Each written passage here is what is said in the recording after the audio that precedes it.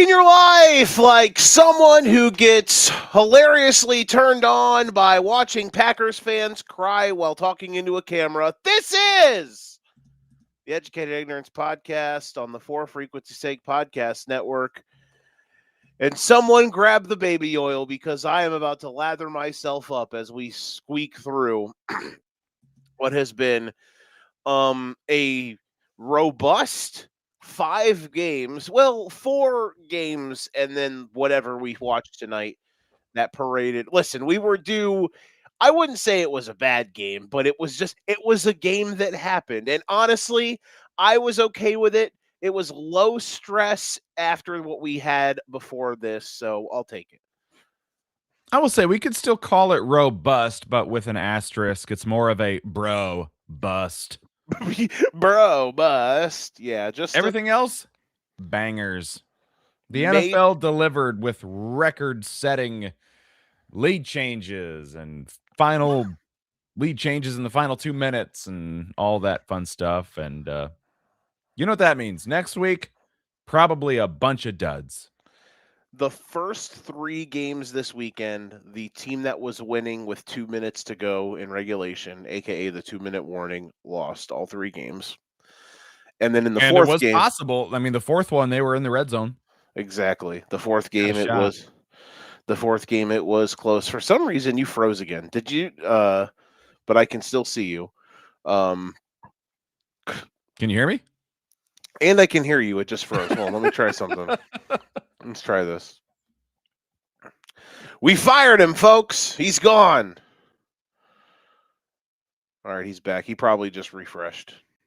Oh, never mind. Oh, yep, there we go. Oh, he's coming. And he busted. There we go. We're back. I don't know what's going on with my camera tonight. I must be breaking the camera tonight with my Mr. Rogers little jacket. Aesthetic. Yeah. I just hope the next time you have one of those, you get put in like an O face. I just want to see. Hopefully, when it freezes next time, it's it's a good picture and not like a. Yeah, it's with some vinegar strokes over here, just over here, looking like me last night in the garage, looking watching like Joe Winkle in a bikini. Yeah, exactly. Shout out to Grok. So a lot of stuff has happened. We're going to talk about all of it. I mean, good googly moogly, folks. We have a lot to get to. We're going to talk about, of course, the games all weekend. We're going to start with the Sunday night game because we always do. We're not going to talk about that one that long, but there are a couple things that I want to kind of make sure that people understand where I'm coming from. And then we're going to talk. I think after that, we kind of have to start with last night. And then from there, we'll dabble around. I kind of thought we wouldn't talk about the Bears and the Packers game hardly at all tonight. Yeah, it was nothing. I thought really we would happened. just, give the final score and move on. Yeah, it was a game that happened. But I do want to thank everyone that's going to be hanging out with us. I will say this, and this is not. Does the fact that the football team I care about the most not being a spokesperson for the suicide hotline, does that make me enjoy doing these shows more? Yes. However, I literally hated experiencing the NFL last season. And even outside of just the Bears, this NFL season has been fun.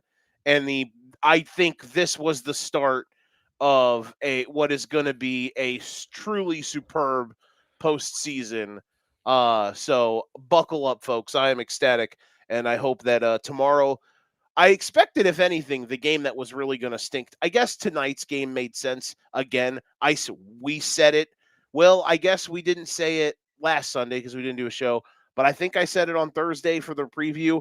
I have no idea why they made this the Sunday night game. Yeah. Amazon must have paid out the ass to get Bears Packers, because Bears Packers should have been the game tonight instead of last night. But again, that's the only thing that I can think of. Other than that, this whole weekend was fantastic and so many things to talk about. Thanks to our sponsors, Ryan Ellison Tattoo and Derma Modeling. We've got so many things we're going to discuss. starting with our good friend Daniel, I've seen enough of Justin Herbert bring back Tyrod Taylor. I don't know if Danny had uh I don't know if our friend from Gotham Gambling had money on a Justin Herbert total tonight or anything, but he did text me noticing Justin Herbert did not have passing yards in the third quarter because I'm assuming most of it was negated due to sacks. So yeah. You wouldn't lose your own passing yards though. They'll go down as team passing Team yards. passing yards, yeah. Yeah. So yeah, It would be, you know what? I would be in favor of kneel downs being treated as such, where it's team rushing yards. I always hate when, you're winning a matchup and a couple kneel downs screw you. And I've seen some AKA people Patrick sharing Mahomes in the bets. Super Bowl back in 2019. Oh my God. Those 10-yarders. Yeah, just killing everyone's overs. I know Stafford had some yesterday. I saw a ticket that had like Matt Stafford 2 rushing yards, and he was fine till the kneel down. Oh Jesus! And I think Brock. Did Brock have the same thing today? Or let's see, one of the other quarterbacks somewhere this weekend had the same deal. So yeah, I would treat kneel downs like we do sack yards, team rushing yards, team passing yards. Let's just make it easy. It was a Brock Lobster. All right, let's discuss. I do agree with a lot of what you just said there, though. Let me do this. Come hang out with the gang. Just doing some social media sharing. By the way, I think I mentioned the other day with Okay. the Indiana game the other night. Oh my heavens! All I had was if Indiana beats Oregon, I win a kind of a bracket challenge. Correct. Congratulations are in order. Yeah, let's go. Got my trophy yesterday. I turned in my toilet bowl from last year because I got last in the same thing. So as you know, as the famous philosopher, I have no idea who it is, but once said, we started at the bottom. Now we here. And yeah, I don't know I'm if I treating want to it like be. an Emmy. I don't know if I would want to be completely linked to everything that guy does. However, I grab the trophy Oh God, again. is it Diddy? No, it was Drake. I don't even know. It was Oh, Drake. Drake. Okay. Not that bad, but bad. So listen, honestly, grab the trophy again. I'm going to give you your props. Tell us what you tell us about. Tell us how proud you are of everything. Super proud. Got to thank my family and God and the Miami Hurricanes because literally every other team, every other guy in this pool picked Ohio State to beat Miami in the first round. So that eliminated a bunch of picks right off the bat. Put me in the lead. I've got Indiana as my champion. So as long as they kept winning, I was going to win too. So shout out to the championship gang, Miami and Indiana. And thank you. It's been great. I get a stare at, so here's how my setup is at home. I've got 3 monitors. I've got one here, right here. Here's one. Here's 2. Here's 3. So I got to look at Joe's face. I got to look at my face, and I got to look at my trophy, all right next to each other. Can you turn? All right, so you were cupping the bottom of the trophy. Can you show what does it say there? Does it say something that you don't want us to see?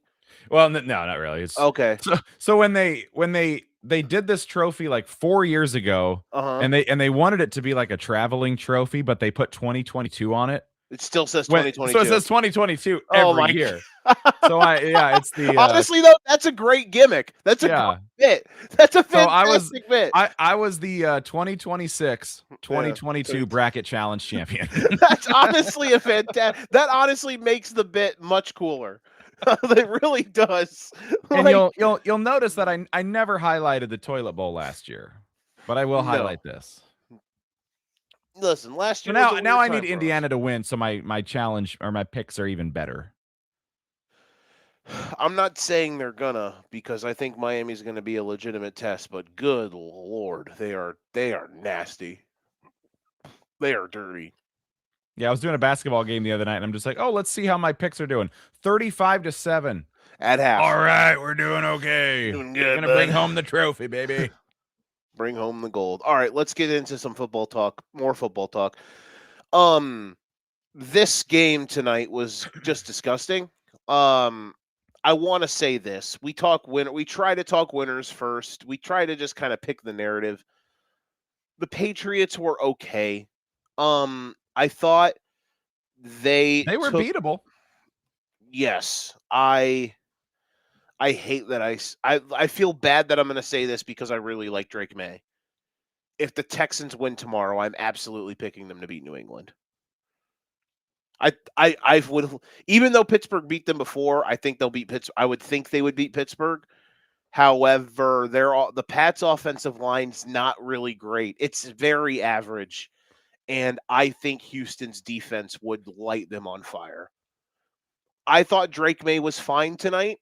Um, I am a massive Drake May fan, which makes I've kind of been mentioning that like the way that people talk about him really has annoyed me because it's like they think he's incapable of just having an off game. He was not good in the first half, and then but except for he was not really good in the first half, except for the final stage when he had that scramble that set up the field goal to make it 6-3.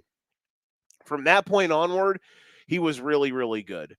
Their offensive line had some breakdowns. He didn't protect the ball really well on a fumble.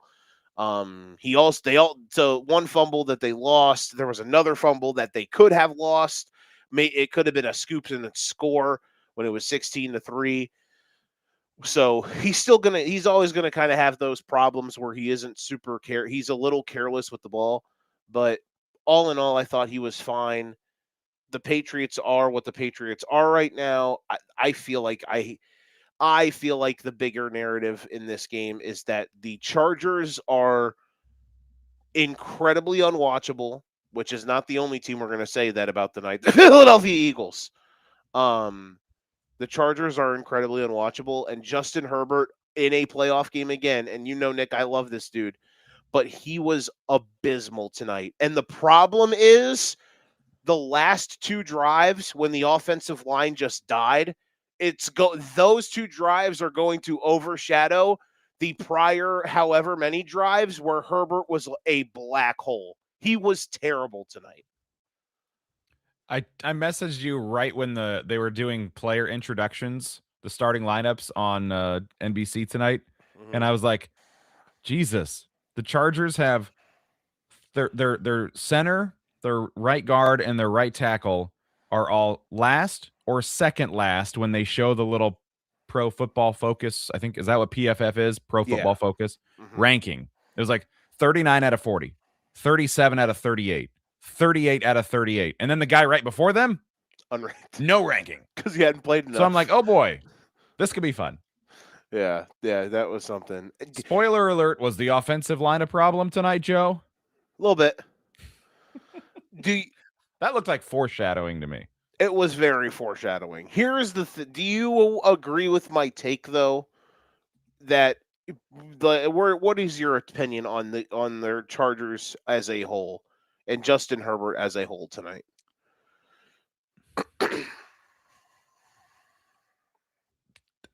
I can't think of a single thing that they did well. Mm-hmm. I suppose you could say their defense was okay. You limited the Patriots to what? One touchdown and 3 field goals, You can argue their defense was really, really good. and they created turnovers, multiple, an Uh, interception and a fumble at least. mm-hmm. If I'm the defense of the Chargers tonight, I'm thinking, all right, guys, we did what we could do. Of the 10 is it 10 teams have played already today and yesterday, right? 5 Mm-hmm. games. The Patriots were the second lowest scoring team of the weekend. We just can't be that bad offensively. Uh-huh. Spoiler alert, we were that bad offensively. They were And they were worse than that bad. It was bad. so not only did the Patriots have the second lowest points of the weekend, they had the largest margin of victory. And that is quite the accomplishment if you are the Chargers offense. Just didn't do anything.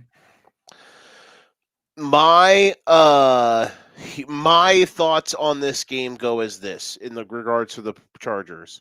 And it's not just a Justin Herbert conversation. I'm so sick and tired of Greg. Listen, you yeah, we always make the joke how you and I's relationship officially blossomed. Like it was like I don't know if it was like our unofficially officially our first podcast kiss or it was our honeymoon or whatever, but when you texted me on Thanksgiving last year talking about how now I understand why you always bitch about coaching, that was when we really took it to a new level, you know. That was like us moving in together. You know what I'm saying? As a It podcast couple. wasn't it wasn't the That was like running him down? those that was like the first dates. Those that was like the that was where it was like you just were like, man, there's something about him. I can't, I can't stop thinking about him. It's Yeah, it's the sparkle off the upper exactly. forehead region. Exactly. The running them down thing was like us doing the long conversations at night, and we're like laying in bed and we're like kicking our feet, like playing with brooms, slapping the ceiling fan. Uh No, you so hang up first. yeah, No, yeah, you hang up first. exactly. Yeah, exactly. So what are you doing right now? I'm still here. Yeah. So you know how like pedantic I am about coaching and schematics and all that. I've never understood the Greg Roman thing. I get it. Greg Roman was awesome when he was when he was Jim Harbaugh's offensive coordinator on the Niners. With Kaepernick, right? With Was that long ago? correct. He basically like helped bring the offense that Kaepernick ran at Nevada to the NFL, which was the pistol. And he kind of was awesome, and Kaepernick was awesome, and it all worked. I get that. And I get that since then he has been able to be linked. And then I get he was the OC when Lamar won the unanimous MVP in 2019. I get that. Bro, his shit don't work today, man. His stuff just does not. Now, listen, would it help if the offensive line was better? Absolutely. But, Can we get like, some top 30 guys on the offensive line, please? listen, and that's the thing. Their offensive line is, like, literally decimated with injuries. They have two legitimate all-pro tackles in Joe Alt and Stanley. Or Stanley, the dude from Northwestern, the other tackle. I can't remember. My brain is not working right now. Or Slater, Rashawn Slater. Those two guys are legitimately all pros, and they're both injured. Slater blew his shit out, I think his knee at the beginning in the preseason. God, that sounds like something you get at Taco Bell. Correct. And Alt got hurt multiple times this year and eventually got put on season-ending IR. So they legitimately have two all-pro level tackles that got hurt. And their interior line has had moments, but it's got, last year it was really good. This year it's been bad because, again, of injury. They've been decimated with injuries. So I get that. However, this is the stages of the game that I saw tonight from the Chargers. Justin Herbert himself was not good enough in the minute details because a lot of it had to do with the offensive line, yes, but he's missing throws. He's bailing on pockets when the blitzes aren't there. He's not in any sort of rhythm at all.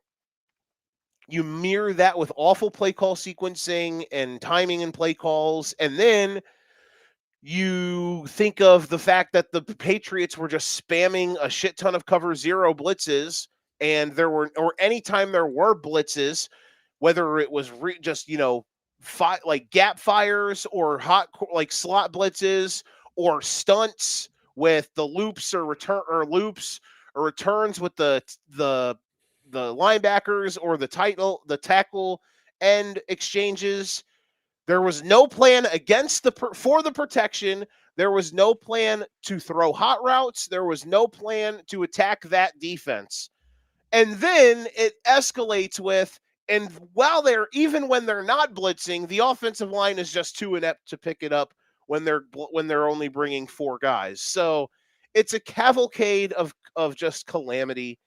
So that's where I'm at with the Chargers. Like, you have to improve. And obviously the biggest thing is you just have to, like, it was just a bad luck situation for your offensive line, but like they just looked unprepared, man. They looked blatantly unprepared. That's where I kind of lose my mind in watching what they did tonight. They did not look like they practiced all week. And they had the week of rest.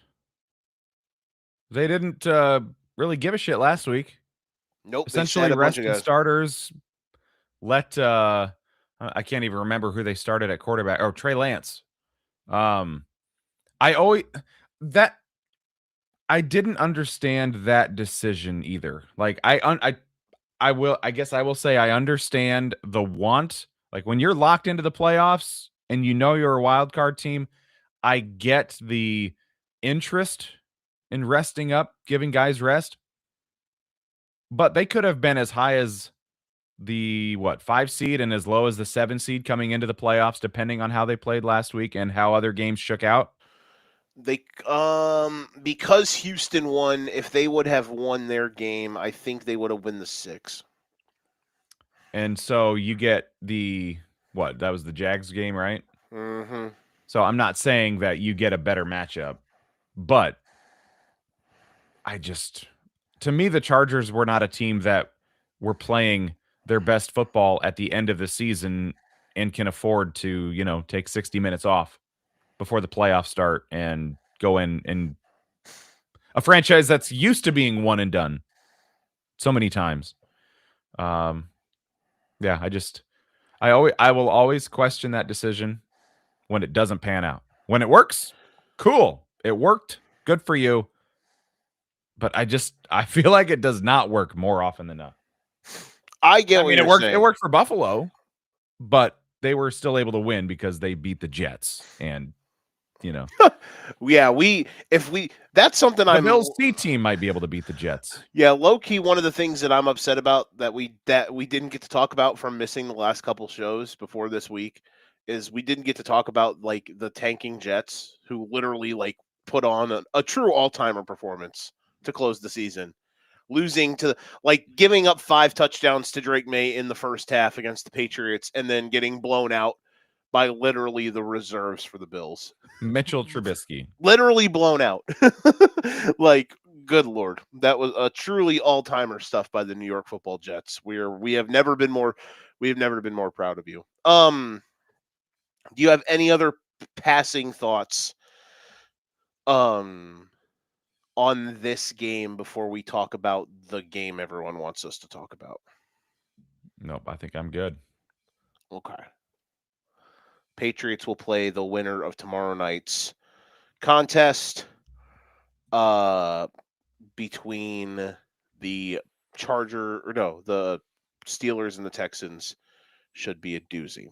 And it looks like the Seattle game and the Denver game are the Saturday games, and Yes, the yep. other two are Sunday, just times TBD. Yeah, they have yet to I saw somebody that I follow on Twitter say Bills Broncos is going to be the ESPN game next week. So, Although I I am I'm intri- assuming Rams Bears is going to be on Fox. I am a little curious as to the decision making for this reason alone. You get the 1 seeds on a Mhm. full 2 weeks of rest, Mhm. and you put them on Saturday where your opponent's going to be on 6 days of rest. To Mhm. me, I feel like the 1 seed should just play Sunday and your opponent has a full 7 days, but I mean, these teams are used to going Sunday, Thursday and bitching about it anyway. 6 is better than 4, so I'm sure it'll be just fine, but I'm very, very, very happy the Bears are playing on Sunday just for my personal schedule. I was though expecting them to play on Saturday. I was shocked that they are not. So, yeah. but When I'll you take it. you take those 2 teams for example. Chicago, they're going to get 8 days. San Francisco, they're going to get 6 days. Just Oh, doesn't, But I guess at least the higher seeded team gets the benefit. You earned it during the regular season. So, for what it's worth. that it is. That it is. Okay. Let's let me do one more social media post so people know that we're about to start yelling. Well, I'm about to start yelling. I was gonna say you should be happy. Why are you yelling, man? I'm We not probably get really our gonna. highest views when the Bears play like shit because that we get the epic Joe monologues Just think what screaming happened. into the camera. Just did we do a game app? Did we do? We did do a show after uh Bears Packers when they lost, right? We did, because I remember you came on here and actually Yeah, were we like, did that one. I don't think we did the second one though. Right? well, yeah, we did. Yeah, we did it Did we? Monday. Because remember, I was on here talking about how we did after the second game. I was saying how all of their faces when That was right watching. before Christmas, right? That Correct. game? Okay. I was Yeah, then we saying, did that remember one. we did the Monday night. We did it Monday night, and I was saying all of their faces, uh, they were us. Which another moment, which we're gonna kind of. I have some other angles to discuss from that one. Um. Uh. Okay. So it's Bears Packers time. It was Saturday night. It was glorious. I enjoyed myself. I want to start with you. Um, I want you because you are caught in the middle of a toxic relationship. Your podcast significant other, am a Bears fan. At home is your real life significant other, uh, who is a Packers fan. Because I'm a gentleman, A did third say, generation Packer fan. see, They've got a brick at Lambeau Field. okay, that I did not know that. That is pretty cool. We've Does got she have? we've Does got she have? Packer stock in our Does she, child's name. does she have the little Yeah. the the Yeah. the diploma looking thing or Mhm. the certificate? We do. So she's invested. Being a gentleman, I did say, please tell your wife I am sorry. I don't know how invested she is, but God, I can only imagine. I can only imagine. He said, "What'd you say?" You said something along the lines of she stormed out right and went to bed right as the game ended. Wasn't a super storm out. Like I've seen worse. I've heard cuss words, TV clicks off, and she goes down the hallway. Last night was just a little more casual, get off the couch. All right, I'm gonna get ready for bed. Uh huh. Upset, but I've seen way worse. Okay, so you're in the middle of this, obviously. Um, I just need you being an independent bystander in our relationship and your actual real life relationship, knowing the emotional swings and balances that are going to be flowing. I just want you to have the floor first on what your opinions of the evening were and set them up for me so I can kind of flow off that, because just mainly because of how I was able to consume the game was a little bit unorthodox. So I just want an outside person's perspective, and then I kind of want to break off that. So you tell me, as an innocent bystander in the middle of a toxic get together, your overall initial thoughts. For the third time this season, Green Bay was the better team in the first half for the first three quarters. Well, first half yesterday, they didn't play well in the second quarter or the third quarter at all, but the Bears didn't really do much either. So by Mm-hmm. default, I'll say for three quarters last night and Mm-hmm. a few weeks ago, and a month ago, Packers were the better team for three quarters ish, and had all of those games well in hand, but they never put the nail in the coffin, and they I, I've seen all kinds of stuff on social media today of, playing not to lose or whatever LaFleur does. I don't know what that is. I don't know if he takes his foot off the gas or he gets too conservative, or I don't know what exactly is different other than, maybe Bears are better at making halftime adjustments, et cetera, et cetera, et cetera.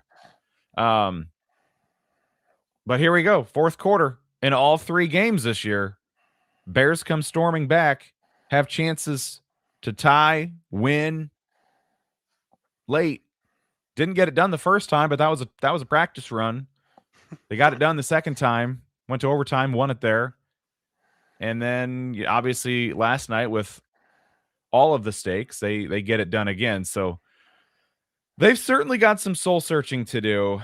I know there are people that want LaFleur fired. I mean, my wife's Oh, one we're of going to talk them. about that. My wife is one of them, and Oof. and I Okay. said, "Hey, maybe you could hire Mike McDaniel." And I think her quote was, "Fuck no."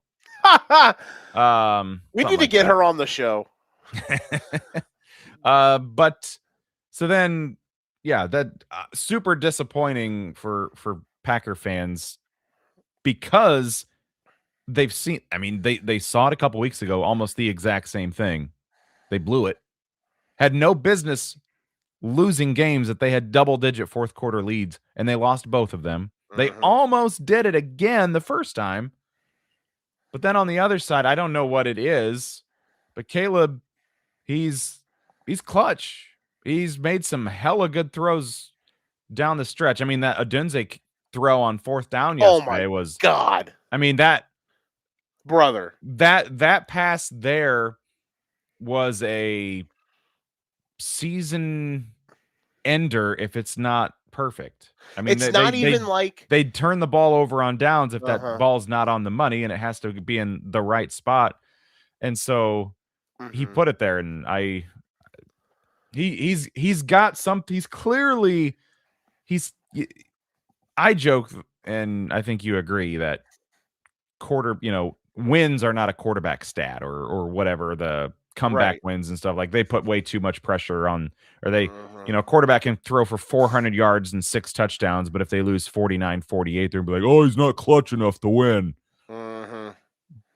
But we have seen it time and time again this season that Caleb and the Bears, they're able to do something crazy in the Uh-huh. fourth quarter of these games, and I don't know what that is. To that last point you made, a lot of morons today are saying Jordan Love was bad, and I'm like, No, he was guys, incredible in the first half. Love was sick yesterday. Hey, by the way, just saying, not a Packers fan, but the yesterday, fantastic day for the agenda. I know I talk shit about Jordan Love, and sometimes there's going to be some shit talking about Jordan Love because, oh my God, buddy, he's his own worst enemy. But listen, massive Caleb guy, the original Jordan Love guy. So just saying, the agenda. Two of my dudes were literally throwing haymakers yesterday in a playoff game for 3 hours. To combat some of your points, I want to say that throw that Caleb made. My God, it's not even like the Eli Manning throw, like to David Tyree, or like some old Joe Flacco shit in that Super Bowl run where it's just I'm going to throw it up and the guy's going to make a crazy contested catch. It's literally a perfect throw in the middle of like 6 defenders in the bucket. It's just like it. Oh my God, it was one of the greatest throws I've ever seen. Um. Okay, there's a million different ways to attack this. And I will add this too. I saw Go a ahead. tweet and I thought it seemed 100% right. Given the context of the stakes, if that pass is incomplete versus what this can lead to if that is complete. Um, I mean, there aren't many clutcher, perfect, well-placed throws that you'll see. And No. somebody was like, "Well, Lamar pretty much had the same throw to Likely last week." And I'm like, "Yeah, he kind of did, but are they playing today?" Mm-mm. You got to read the rest of the post. The context matters, and Mm-hmm. what this play allowed you to keep doing mattered. That was the context. Like, so yeah. So that I figured I'd throw that out. No, and you're fine to do so. I want to start. So oddly enough, this is crazy. You're gonna think I'm insane. Oddly enough, the game went mostly how I kind of thought it was gonna go. Outside, I said I thought the Bears were gonna win by 10.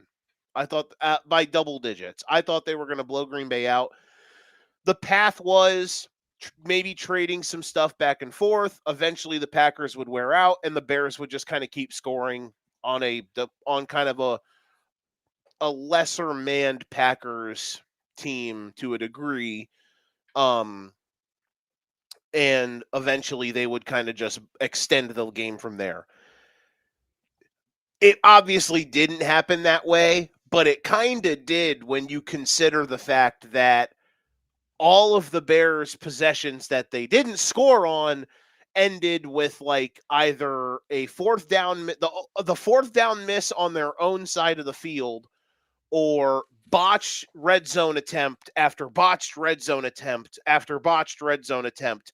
If they are cleaner in the first half, like if they score a touchdown on the first drive and on the second drive when they don't, or on the second drive, if Luther Burden doesn't go fucking rogue and Caleb throws that interception and they just get a field goal out of that, maybe my idea of how the game was going to go would have happened. But like, you think of like it's 21-6 and they're in plus territory, and they throw the interception on 4th and 1 from like the 7-yard line, when I was so mad that they didn't just run the ball at that point. Like, Ben Johnson got, you and I are going to disagree on some of the stuff Ben Johnson did, but I will say there were a few moments last night where he got way too overzealous and cute for his britches. Like the Can I 21 share? to, Let me share this one.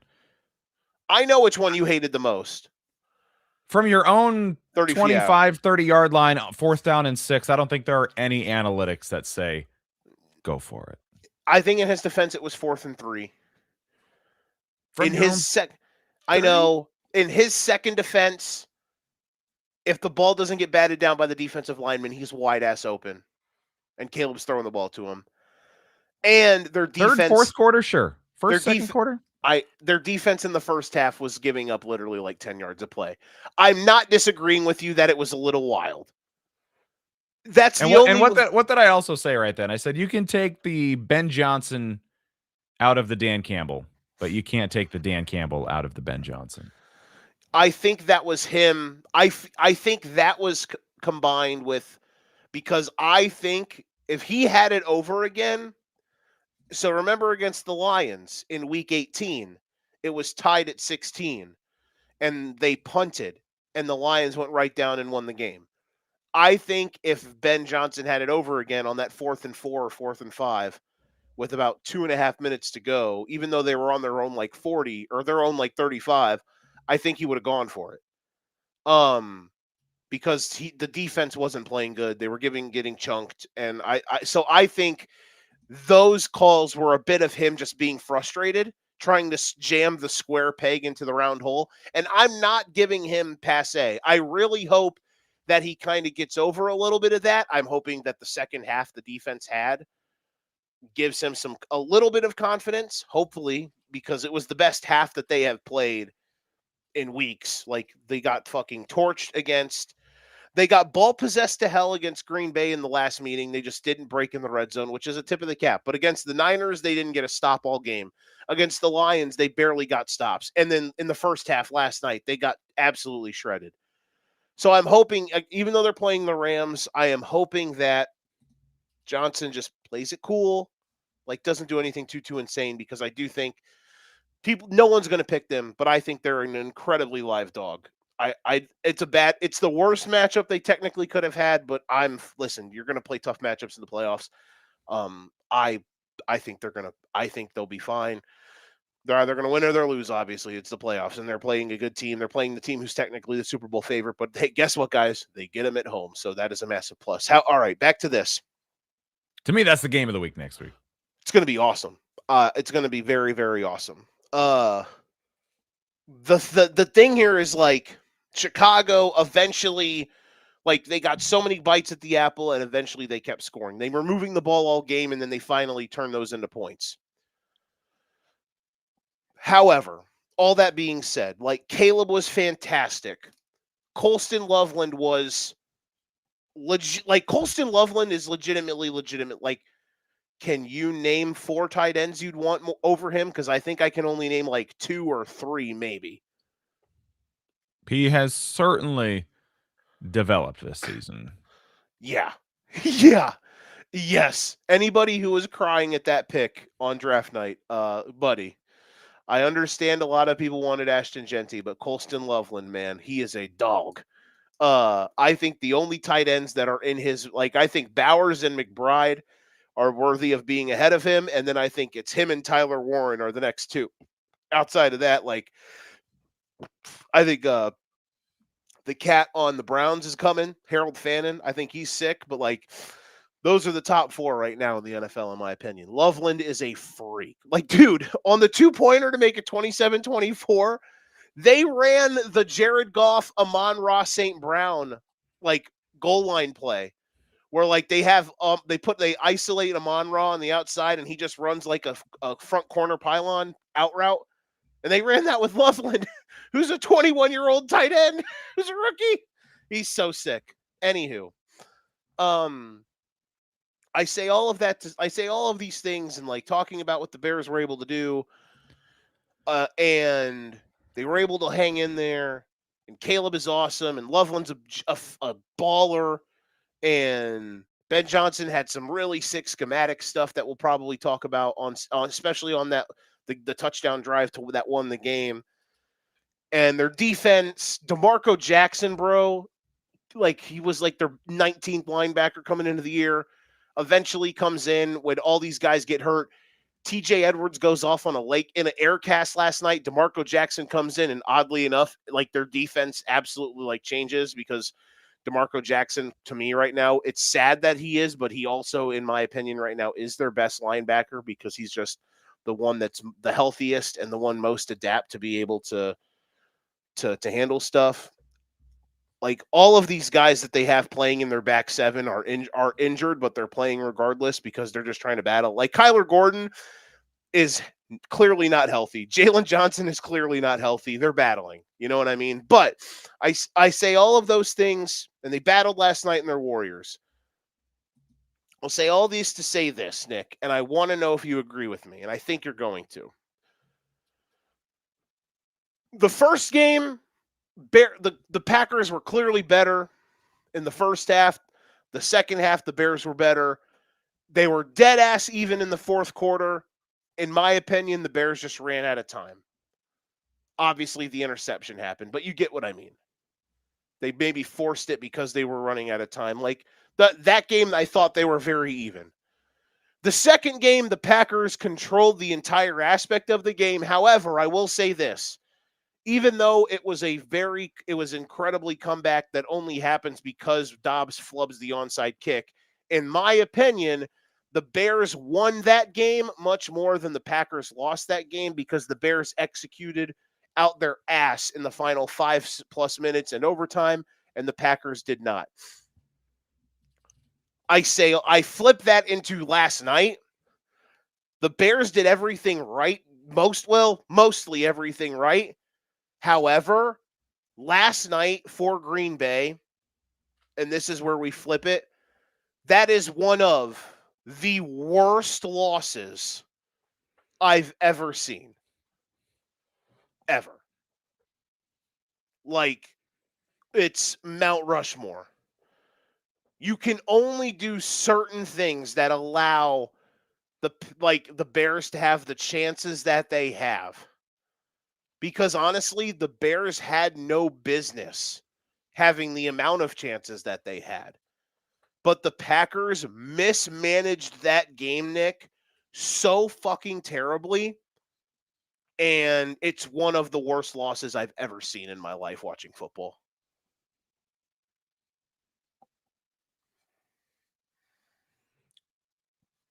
I don't really have anything to disagree. I know we had a group chat going with me and some friends and and I think it was the Packers' last drive before the Bears took the lead, where they ended up they kicked a field goal but missed it. So it was still 27-24, 27-23. Yes, they or whatever it was. They didn't force the Bears to use all their timeouts. I think they had 2 incomplete passes. And then the 2 they completed, they went out of bounds. Yeah, they ran 8 plays. They ran 8 plays. They only ran 87 seconds off the clock. Yeah. If they played it right, how much more time could they have taken off? At least a minute 20? Plus get the Bears to burn their last time out? Absolutely. Look, there's no reason, dude. There were 8 possessions in the fourth quarter. 8 possessions in the fourth quarter alone. There were 2 in the first. Now I know the Bears had a 16-play drive to start the game that went 8 minutes, but like, dude, the like that game, and we're going to talk about the LaFleur stuff, and I get it. And I think Packers fans are seriously out of their mind if they think he should get fired. I understand you're pissed. I understand that you woke up and your rich husband or rich wife that makes 5 times more money than you do cheated on you last night. But at the end of the day, sometimes you just have to stick it out because you're in a great situation and they pay for all your stuff. And you know what? Sometimes you just got to figure it out. However, that was a terrible analogy, but I thought it was funny. However, like back to their drives in the fourth quarter, the Bears get that. The Bears run 7 plays. They get nothing. They end up getting a field goal in the fourth, just early in the fourth quarter. The Packers then have a 3-and-out that takes off 51 seconds. Those plays are a 0-yard run, which, by the way, they had no runs in the second half last night of longer than a yard. The Packers? Yes. How many attempts, how many rushing attempts at all did they have? Do in you the have that overall handy? game? In the second half? In the second half, I don't know, but they ran 23 for 99 last night. Okay. Jacobs was 19 for 55. And in the second half, out of all of their rushing attempts, they did not have a running play that went for more than a yard. The Bears nutted up defensively. But again, this is insanity. So they get the kickoff short of the landing zone. The Packers start at the 40. 0-yard run, 2nd and 10, incompletion. 3rd and 10, incomplete pass, penalty that stops the clock because Jordan Love gets hit with an intentional grounding. 4th and 20, they punt. Bears then go on a 7-play drive that takes 2.5 minutes to make it 21-16. And there's still like 10 minutes left. When the Bears made it 21-6 to start the third quarter. And then they screwed up that drive that would have made it on that second interception Caleb had, that if they would have scored the touchdown, it would have made it 21-13 or whatever. I told my friend at the time, I was like, bro, if they would have scored there, they would have won the game. I literally said, it was the one where they didn't run the ball. It got deflected and the D lineman picked it off. I said, if they score a touchdown on this drive, they're winning the game. Like, they've got all the momentum. There's so much time left. The Packers are like starting to fold. But they score a touchdown. There's still 10 minutes left. The Packers then go right back down the field. They get their touchdown. There's 6.5 minutes left. The Bears then come back and answer and score. And there's 4:50. There's 4:18 to go. The Packers then run 8 plays for 43 yards. They only take 1:27 off the clock. That's insanity. The Bears used none of their timeouts. On that drive, the Packers had here's how this drive ends. So you have the big pass to Dobbs, which is a bit unlucky that he kept the one-handed catch, but he slides out of bounds. So that stops the clock.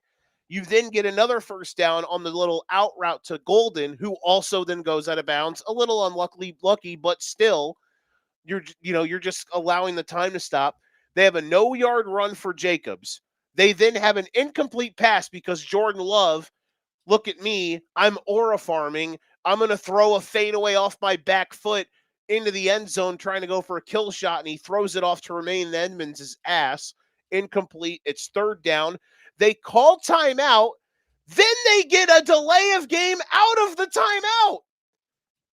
And then they throw another incomplete pass because, once again, Jordan Love, I'm aura farming. I'm going to fade away in the pocket and throw a deep shot, and it's out of the back of the end zone. clock stopped, and then they missed the field goal. And from there on, like, honestly, like, I was nervous, but like, you just knew if you're an innocent bystander in that point, you're probably thinking, oh yeah, the Bears are getting a touchdown. And then it's going to come down to whether or not Green Bay has enough time, which they had time, but also on the drive, the Bears scored on, the Packers burned a timeout. So the Packers only have one timeout left. And then on the final drive, they used their timeout in a terrible spot, which means they don't have a timeout left for when they get their big chunk play to get inside the Bears 30. A lineman's hurt, so they have to lose 10 seconds. It was just a terribly managed game in the fourth quarter by the Packers in so many ways. Like, you cannot understate how many different ways they absolutely gagged it. And again, credit to the Bears. As a Bears fan, I was in a fucking daze. More than, honestly, the OT win that won them the division, basically, because, Nick, I was in a daze just from the fact of, like, how did they win? They should have never won. I only can imagine this is how the Patriots felt when they had the 28-3 comeback, because it's the perfect example of you have to do all of these things for the Patriots to come back. The Falcons had to, in all this short order, give up a field goal, then give up a strip sack, which in your on the first play of your next drive, which immediately allowed the Patriots to get a quick touchdown, then do all of these other things that allowed the Patriots to do all of their other things. Like, it was both teams at work to allow the comeback. And that's what we saw last night. And I get it. If I was a Packer, I don't feel bad for Packers fans at all. But Jesus, I understand the frustration, because good God, Nick, it's the type of blow, it's the type of collapse where it legitimately takes two to tango. That's the only way the comeback happens. And every single thing happened last night in order for those things to happen. Incredible comeback, yes, but a fucking all-timer collapse by the Packers. And Brandon McManus didn't do any favors for his team. You missed 2 field goals and an extra point in a 4-point game. Hey, he missed that last one, the 44-yarder on the drive before the. Hey, do you think? Question: do you think them taking a delay of game after a timeout, like, do you think those 5 yards would have helped on that field goal? Just a thought. Probably. Just a thought. I will say this, and I can't remember if I said this to you. I think I did. But Brandon McManus could have went to downtown Chicago last night and got literally anything he could have ever fucking wanted. Like, because there's no chance in hell he's going back to Green Bay. He might as well have lived it up last night. He was 11 for 12 in his career as a in the playoffs field goal kicking until last night. He was 0 for 2. Yeah, that was a and I don't know, all-time anti-clutch kicking performance from the usually pretty good Brandon McManus. I think he made 1 field goal. Was he 1 for 3? Nope, 0 for 2. Because they got 3 touchdowns. Oh, yeah, they got 4 touchdowns. And yeah, that's right. Point. Correct. Yep. Yeah, that's no bueno. And it's not like they were none of the 57 yarders. The one at the end yarders. The one at the end of the first half, that was from 50-ish, right? If it's 50-ish, I mean, this is 2026. Those are. No, I agree. I'm just saying that's Cam Little with his eyes closed and his wrong foot. Hey, Cam Little did miss a 54-yarder today. Did he really? I missed that. There was a massive sequence at the end of the first half of the Jags game that allowed the Jags to get a 54-yarder off when they probably shouldn't have been able to, and he missed it. Listen, man. The Packers have gotten.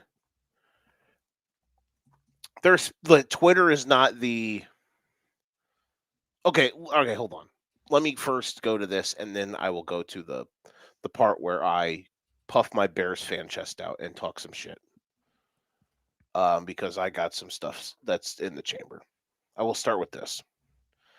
Packers fans, I understand. You want LaFleur fired. But I just want you guys to understand that, like, you say that now, you say that now. Matt LaFleur would be fucking hired tomorrow. Not literally, but you get what I mean. He would be one of the first coaches hired in this cycle if he was available today. He also this. How about this, Nick? Not only that, he would be by a healthy margin the best coach available in this cycle. So Packers fans, you have had this massive coaching advantage. You've had this massive quarterback advantage on the rest of the world for so long. Understand that normal teams just lose sometimes. And here's the thing also. As we stated kind of in passing on Thursday, y'all have been normal since the pandemic. You missed the playoffs the last year with Aaron Rodgers under LaFleur. And the last 3 years, the only reason y'all made the playoffs is because you were the 7th seed, which only exists because that Roger got a little greedy and said, I want more games on Wild Card Weekend. I want Wild Card Weekend to be Super Wild Card Weekend. Thank God they don't call it that anymore because that was gimmicky. And he wanted more games, so he decided to make the playoffs 7 seeds instead of 6. And the Packers, since in the 3 years with Jordan Love at quarterback, they were the 7th seed. They won a game. Congratulations. That was an impressive little moment. And then they gagged the next one. Then they were the 7th seed again. And they lost that one last year. And then they were the 7th seed again. And all three, well, at least the last 2 years specifically, I specifically remember coming into this season, a lot of dorks and smart NFL people, the old clipboard guys, we don't like to talk about them, Nick. I don't know if you got any spare clipboards by you. A lot of people that like the old clipboards, yep, right there, they love them some Green Bay Packers. Love them. Love the Packers. Love Jordan Love. Love Matt LaFleur. Love all of that stuff. And all they've done is be the 7th seed. And this was before the Micah trade. So, Packers fans, I will move on to this portion of the show and say, I understand that you had some injuries. However, I heard everyone and their dad telling me that y'all were going to win the NFC before you got Micah Parsons. I made a take where I said the Packers had no blue chip players on their roster before the Micah Parsons trade. I got laughed out of the building. Well, guess who you didn't have last night? Micah Parsons. Okay. You have this incredible depth of roster. Oh, you're having injuries like normal teams. I'm so sorry. Oh, you have a backup lineman in. Oh, I'm so sorry.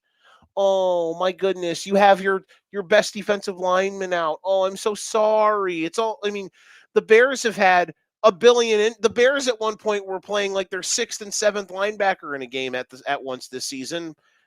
I'm not sitting here bitching and moaning about it. It's a next man up sport, man.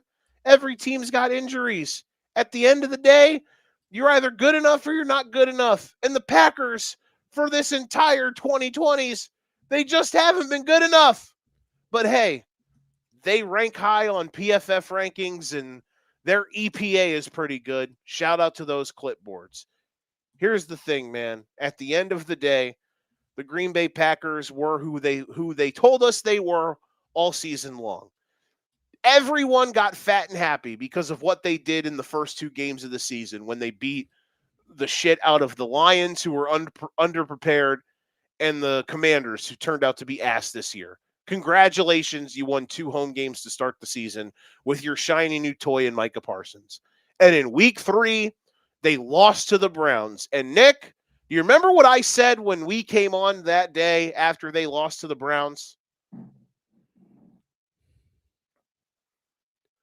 I don't think so. I said the Packers were front runners.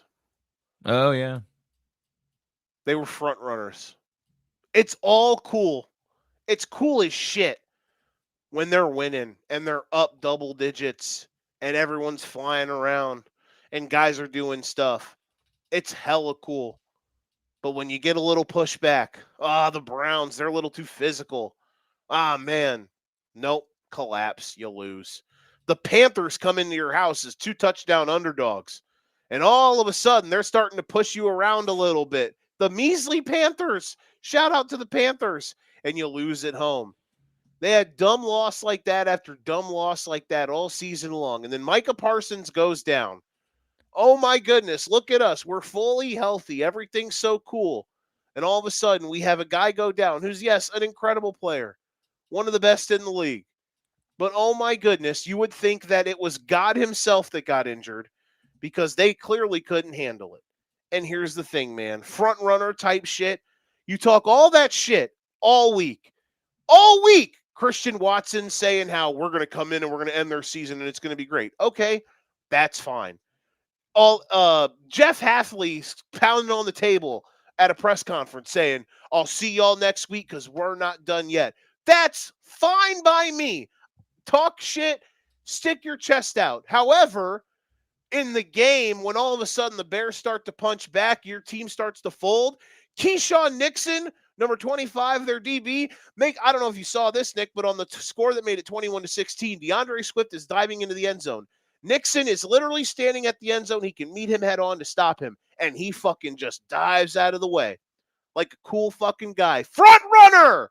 Front runner! When shit gets tough, you motherfuckers went running just like that guy did. That bozo, Keyshawn Nixon, a first-class bozo, got choked out by Luther Burden in the first game, which was hilarious. And then Luther Burden did the choke symbol as his first down celebration. Made me laugh really, really hard. So yeah, the Packers are bozos and they're front runners and they're fans. Some fans are normal, but like certain people all in their tizzy because on video they found out that Ben Johnson, like in the post-game celebration locker room thing, someone in the Bears locker room said fuck the Packers, and Ben Johnson, when they were celebrating, said, yeah, fuck the Packers. People are sad about that. Suck my ass, bro. Oh, wow. There's the rivalry. The teams don't like each other. Wah. Oh my goodness. Ben Johnson doesn't like Green Bay. Wah. Ben Johnson ran up and shook his hand too fast and ran away. Listen, it's insanity to me. And yes, I'm puffing my chest out here because we finally got y'all after a billion years of y'all getting us. But listen, I'm going to sit here and do push-ups on picket fences to watch you morons cry into your satin pillow sheets at night because we're dancing on your grave, and it's been a great time of doing so because y'all danced on our grave forever and it was fine. When hey Nick, remember what was cool? You want to know what was awesome? Like seriously, when Aaron Rodgers scored the touchdown on the Bears and then screamed into the crowd, "I own you. I'll always own you." That was badass. You want to know why? Because he deserved to say that. He kicked our ass forever. And we do a little pushback in some certain Packers fans on Twitter, which is not everybody, I know, but God, I saw so many people today. Man, Ben Johnson, wah! Shut up. Shut up. I cannot wait for you dumbasses to fire LaFleur. And then you know what they're going to do? They're going to go hire John Harbaugh. So this is what they're going to do, Nick. They're going to fire a guy who they think blows a lot of games to go hire a guy who, crazy concept, blows a lot of games. They can't see through their own shit in their face. It's hilarious. I cannot wait for the Packers to do that, to make the most insane lateral move. And guess what's going to happen? August is going to roll around. And guess what? Everyone's going to pick the Packers to win the NFC again. Like nothing happened. Just rinse, repeat. It's Groundhog Day all over again. I can't wait. My favorite time of the year. Oh, God, it's so much fun when my team's good. Oh, this is so much fun. All right, we can move on now. Enjoy it. My team I've not had this success in my lifetime that I remember. I figured the Harbaugh thing would be funny to you. Like they're literally, it's the same guy, but Harbaugh's I'm going worse. to Harbaugh's worse. Get this. I've got a 2010 Toyota Camry. I'm going to trade it in for a 2010 Honda Accord. I knew you were going to say Honda Accord. Just, Unbelievable. Unbelievable. Good luck, Packers fans. Good luck. You think you want this now? Just wait. All Hey, right. I would love to be a team that was a 7 seeds 3 straight years. I would take that. 3 years, one and done, 7 seeds each year. That's an upgrade over the shit that we've had to deal with. I do think the problem is that the last couple of years, the outside world has gassed them up so bad that it made them think they were in a tier that they were never in. You know what I mean? Also, do you know what my favorite type of fan is? Whenever their team loses, they'd say, "Oh," and then the other fans are, and then so in this case, the Packers lose and Bears fans are cheering. The Packers fans are like, "This is y'all's Super Bowl," blah blah blah. Yeah, bro, we're happy. They literally haven't won a playoff game in 15 years. What do you want us to do? Just sit there? Look at me. I'm so cool. I'm not cheering a playoff victory, bro. It's not our Super Bowl. Come on, man. Just those are my favorite type of people that I see crossing paths on the socials. Just God, those two. I can only imagine how miserable they are. You know what I mean? like my God. like does anyone in your life love you? Probably not. Okay. Uh so there's 3 other games that happen. Which one do you want to nail first? Do you want to talk about uh the greatest Shakey's game of all time? Or do you want to? I know you didn't get eyes on Buffalo Jacksonville.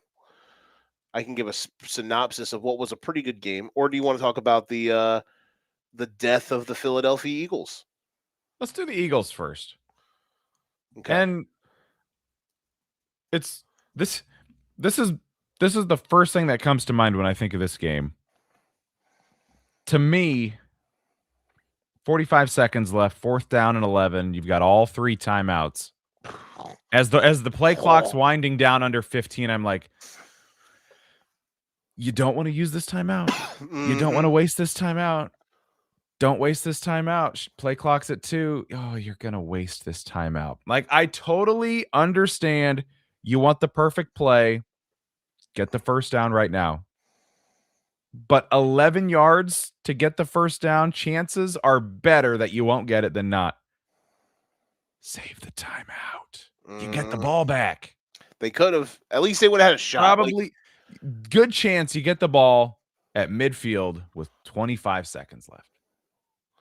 Which is better than nothing. Better than nothing. If you take a timeout and you don't convert, you're done. It just shows how poorly they're coached. Which is crazy I mean, I don't know. Have we ever I guess we've never Vic Fangio's a really good coach, and Kellen Moore, he's the coach of the Saints now, and I thought they did a pretty good job this year. The Tyler Shuck stuff has been fascinating to watch him actually become a good player. But have we ever really sat here and gone, "Oh my God"? Actually, outside of the first year when they had Steichen and Gannon, and those 2 guys went and got coaching jobs, have we really ever said since then we're just sitting here "Oh, the Eagles are so incredibly well coached"? Or over the last 2 years, have we just talked about they just have a fucking talent advantage over the rest of the league? You know what I mean? Yeah. And on the flip side, for the 49ers, there were multiple times, I think it was 2nd and 10 both times, they burned timeouts to save a delay of game. To me, especially in the second half, if it's 2nd down and 10, and I'm either going to burn a timeout or get a delay of game in a close game, I can't be the only one that's like, that timeout is worth more than 5 extra yards that you lose. And I saw somebody said this, and it didn't end up, it didn't hurt the 49ers at all. But if they were on the flip side, needing timeouts late, I'd rather have them. I saw someone say that a timeout is like a 45-second coupon. And I was like, that is incredibly, incredibly cool. It's a perfect way to say that. In a close game, A weekend that's crazy. You know the game's going to come down to the last few possessions. Hang on to your timeouts. Don't burn them on so easily. But that's A, not as bad as when it's like 3rd and 17 and a team burns a timeout. mhm. But A guy that I that's watch. that's my aside for the day. No, you're totally on it. A guy that I watch mentions how like a timeout is worth like 6 or 7 plays. Certainly can be. Hmm. Or on the flip side, like you said, 45 seconds that remain on the clock for you to get the ball back and have those 6 to 7 plays. Hmm.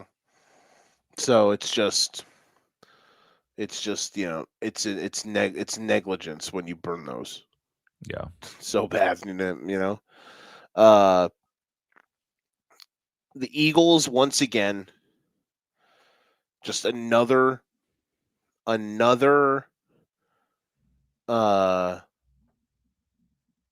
another ex- another example of just how poorly managed they are. We talked about the timeout situation, how poorly coached they are, how poorly inept certain guys are, how bad their quarterback is. Like no one is living more like the only person living more off of two, incredible games in the Super Bowl is Eli Manning than Jalen Hurts.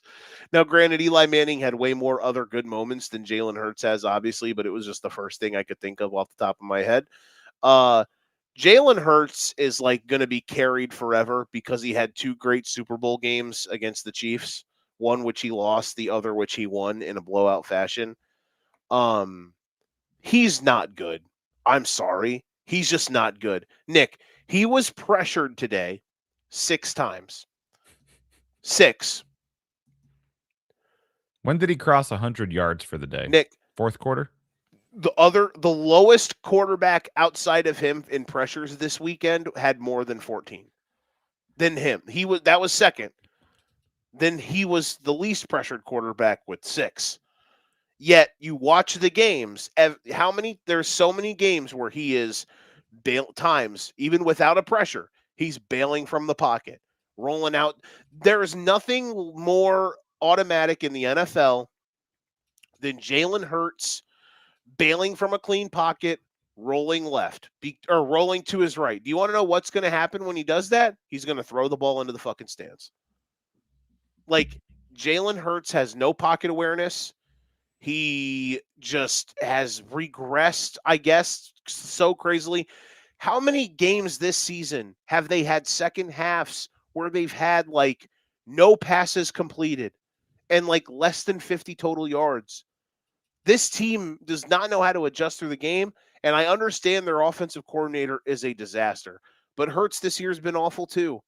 And oh wow, oh my God, Jalen Hurts, you don't have the greatest offensive line ever assembled with like 4 Hall of Famers on it. Oh no, what are you gonna do?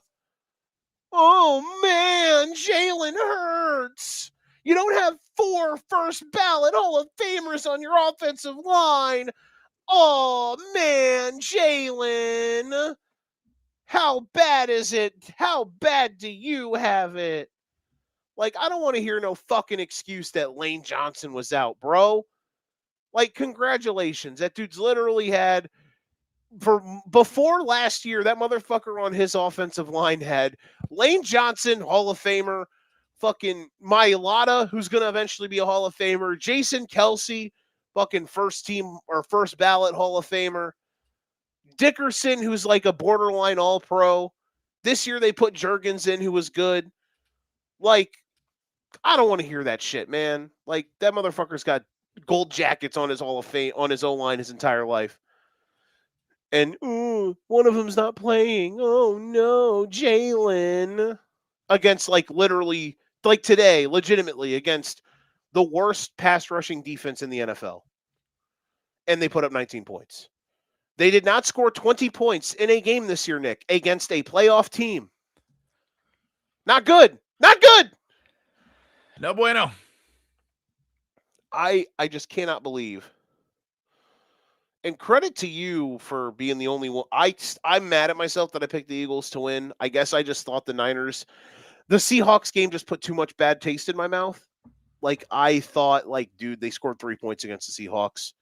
I just thought they wouldn't be able to block the Eagles. I guess I thought Trent Williams wasn't going to play either. He did. Um, but yeah, man, the Eagles disaster. Petula's going to get fired. Sirianni might get fired too. Like, I, You think he'll get fired? I, I don't like. 1 year after winning the Super Bowl? Yeah, I think he should probably because he doesn't call the plays. The coordinators that he's picked himself have all failed. Like he when he got hired, the GM picked Steichen and Gannon. They were awesome. They got NFL jobs. Or they got head coaching jobs. Steichen's been great. Gannon, Rocky Road just got fired. Then he hired their next OC and their next DC. Both were disasters. Then their GM hires Kellen Moore and Vic Fangio. They win the Super Bowl. Kellen Moore gets plucked. Vic Fangio's never going to get another NFL head coaching job in his life. So congratulations, Nick Sirianni. Vic Fangio's your defensive coordinator for the rest of your NFL career. Kellen Moore gets plucked. Nick Sirianni. Then he gets once again to spin the wheel and hire an OC. He hires Kevin Patullo, who is a fucking abject disaster. Sirianni doesn't call plays. He's annoying as shit.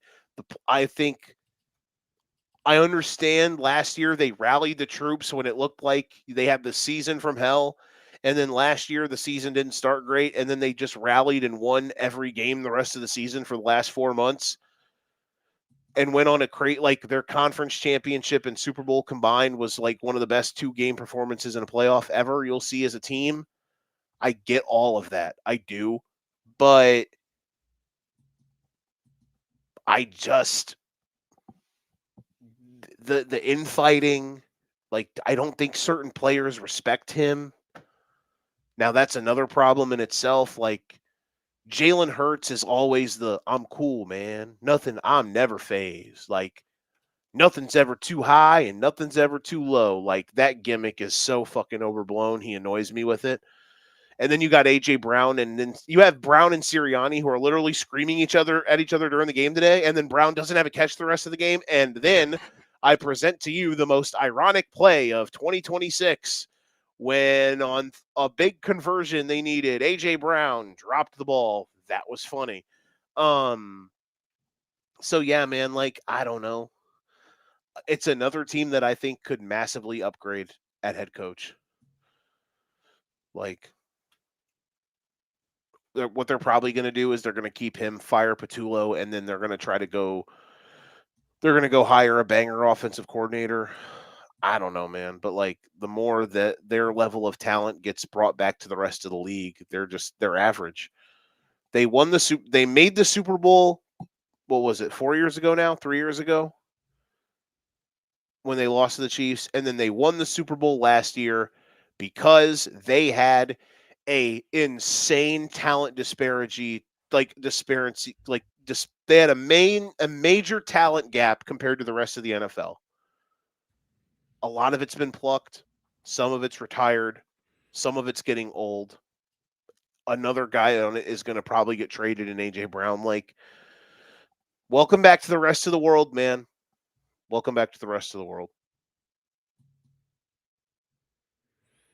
I do want to say this about the Eagles, by the way, or about the Niners.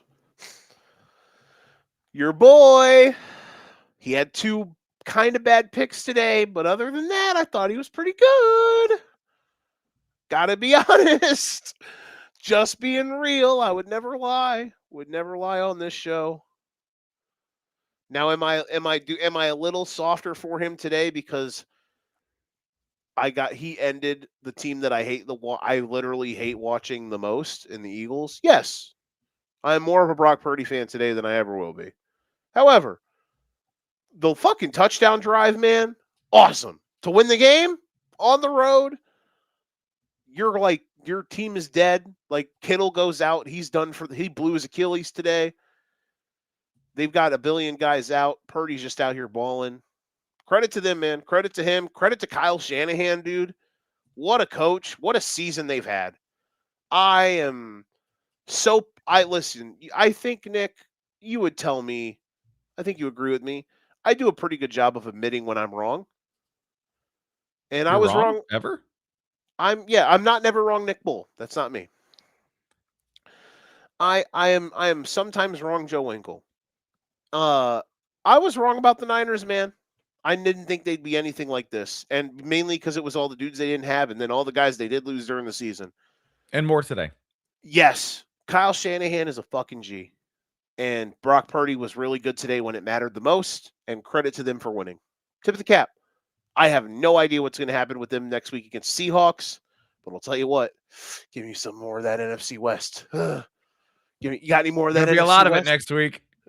It's so funny that it's my team versus the NFC is my team and the division that I'm addicted to like a crack addict. Here's what I hope for next week. We get something a little bit closer to Seahawks Rams from a few weeks ago than Seahawks 49ers from last week. I don't want to watch that kind of game again.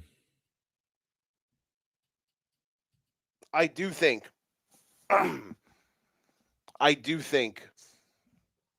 I I worry that I think the Niners and the Seahawks are just not built to match up well against each other.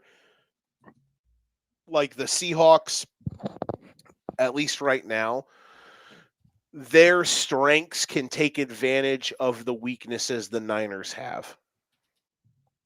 Does that make sense? Yeah. Not the Eagles. No, which I thought they would be able to. I thought the defensive line from the Eagles would make more of a difference, and at times it did, but at times it didn't. The Eagles D-backs are really good. But yeah. But if we're talking that, 49ers only gave up 13 points last week too. So they've Seahawks botched. They've righted the ship a little bit. Seahawks Feels like botched some stuff, yeah. No, I agree. It's definitely not. They're definitely not this massive dog that I think Vegas is going to make them out to be. Let's take a look at some of our picks this week, by the way. Oof. Not so good. Thankfully, betting wise, I actually did well this weekend. But yeah, these picks, my hypothetical picks from last Thursday, no good. So we all got let's see. I went and let's do straight up picks. I went 1-0, 2-0, 2-1, 2-2. I'm 3-2. You were 1-0, 1-1, 2-1, 2-2. You were also 3-2.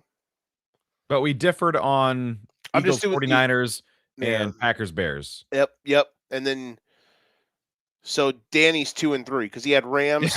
Eat shit, Danny. Packers lost. Bills won. Nope, never mind. Bills won. So he's also 3-2. Ah, God damn it, Danny. Mm-hmm. So let's see on the normal, and then we all have the Texans tomorrow. That's straight up. So we're all 3-2 in that. My ATS pick. I had. These get very bad. Yeah, so you guys both laid it with the Rams. I did an adjusted Rams and a Carolina team total. Just they all missed. We all failed. Though, right? Yes. Everything was wrong in the Rams game. Yep. I had Bears money line, winner. You had Packers money line, loser. Danny had Christian Watson over 3.5 catches. He had 3.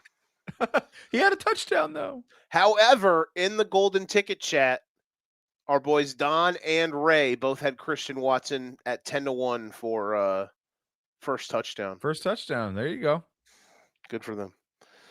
I had today Jags Bills. I had Trevor Lawrence anytime touchdown. He only had 6 carries, unfortunately. I had Jags money line. Close. And Danny, in heartbreaking fashion, On the show, on Here With Us, he had over 38.5 rushing yards.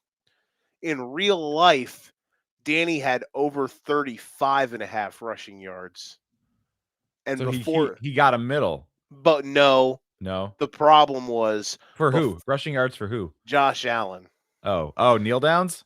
Before kneel downs, listen, he had 35. Before kneel downs? Yeah, he had 35. So he would have lost it Oh, okay. regardless. So yeah. Just a I terrible would beat.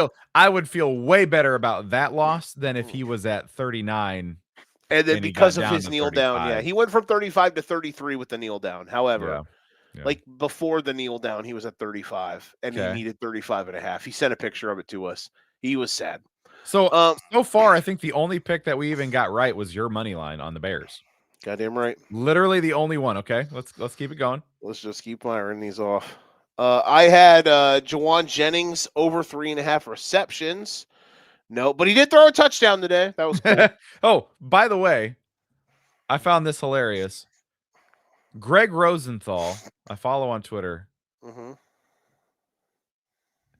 Do you know whenever they all were going to college, it's 5 through 9 on a college prospect quarterback ranking. Okay. Number 5 is X. We're going to figure out who number 5 is here in a sec. Okay. Number 6 is Sam Darnold. Okay. Number 7 is Joe Burrow.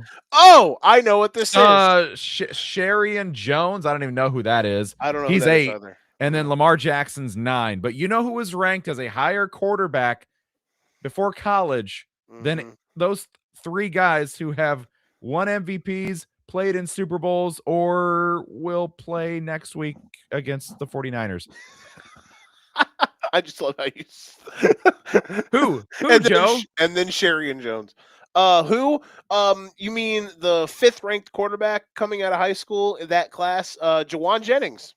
Ding, ding, ding, ding, ding, ding. We'll call you Joan Jennings. Yeah. What a dual threat quarterback. Did not know that. I did not know that. So yeah, that's fun. Now continue with where you were going. You had though. You I both. think I was gonna say no, I had an over. Nope, I lost that. I think. In what, the Niners? No, you hit this. You had plus 5.5. You took the money. You took the. Oh, that's all I did. Play. Okay. In the parlay I did, I took the over in this game, but I also I did. I want to say I put all of these picks in a parlay, but the Rams sunk it immediately with my Rams covering. But then okay. If I did 49ers 5.5, then I was thinking I had the over on the game. So I'm glad. I do think all of the missed extra points today, it still would have been the under if they hit them, but it was close depending on a line you got, if I'm not mistaken. It looks like it opened at 46.5. I have no idea what it closed at. Okay. Because I think it was, I thought when we did the show it was 45 or 44.5. Yeah, and it was, but I don't remember. It finished 44 today, so close. Oh, okay. So then, yeah, if it was. Or no, 42. 23 plus 19, that's 42, right? 42. Okay. So yeah, even if they got to 44, I know that would have still hit the under. But okay, good. I got a pick. I got my first pick. I'm tied with you, Joe, right? Yes. Danny then gets one here. He had the Niners plus 3.5 in the first half. So nice find him. In this game, I'm feeling good tonight. We all get this. We clean sweeped the Sunday night game. Clean swept. We all picked the Patriots to win straight up, which they did. I had the full game under 46.5. Easy breezy. We should have parlayed these together. You laid it with the Pats. Easy breezy, 3.5. Danny had New England money line. Drake May 200 plus passing yards, and Drake May had 268 passing yards. Easy bleeping breezy. Now, it was not a pick of record, but the 2 picks that I looked at that we talked about on Thursday. First one, Terrence Ferguson, first touchdown, 80-1 in the Rams game. Never even sniffed it. I didn't even put money on it. But that was one that I called out. But the other one today had some legs because I I had a 100% boost from FanDuel on who will have the most receiving yards in the wild card round.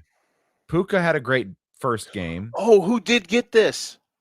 Right now, do you know who it is right now? Because I'm gonna not look. I'm gonna not look. I'm not looking. I promise I'm not looking. I Who can is give you it? the top 3 who I think it is as of right now. Oh, I absolutely I absolutely know who this is. So who's got the lead? Who do you know who has it? Yeah, I know who has it right now. Okay. And It's I'll tell oh you who I shit. had. It's one of 3 guys. It's either And it wasn't Puka. no. It's no one from that game. Yeah, Unless correct. it's Yeah, okay. no, Puka had the most yards in that game. Right. He had the lead when the first game was done. It 2 of them were in the same game today. Or it's the other one. It's either Colston Loveland, who had 137 yards last night, or it's Oh, I was or going to say, I got to look at Khalil Shakir. Khalil Shakir had no. like 11 catches today. Bunch of catches, but only 82 yards. And then Parker Washington had like 7 for a buck something. And Romeo Dobbs is in there. He's got like 127, but it is Loveland. Loveland Loveland leading, has right? the lead right now. Okay. But so here's where I was sitting today. It is close. Actually, so there was Dobbs somebody had else that was in the 124. 130s, I think. Jake Coker did. It was Jake That's Coker right. had Okay. 134. Okay, so yeah, it wasn't even Puka in his own game. Okay, Yeah. I missed that part, but I knew that 137 was the max right now. Mm-hmm. So I put $10 on Parker Washington at 22-1 to get to 44-1. His first target of the day, or no, he runs the ball, loses 3 yards, and then I see he goes to the locker room. I did watch for that moment when they said he went to the locker room, and I was like, well, shit. Because not only did I take that 44-1 Parker Washington most receiving yards wild card weekend, I also did this, and I was a little sad for a while, but then he came back and was playing well. But I did Parker Washington touchdown, Parker Washington 5+ catches, Parker Washington long of 30+. All those hit. Yeah, they hit. So I hit a nice little parlay today. 10-1 or whatever it was. You had a parlay Kerr Washington. Parkerlay. Parkerlay. But so here's where I was thinking. Jags get the ball down 3 at their own 20-yard line. Oh my God, yes. If we can get 30 yards to Parker, 31 yards to Parker, he's in the lead. Mm-hmm. And that's just to get to field goal range. We still got overtime, perhaps. Mm-hmm. So I was optimistic, and the drive literally lasted 1 play. That was a huge letdown. And when I watched the replay, as Trevor fires it to, was it Thomas? Is that who?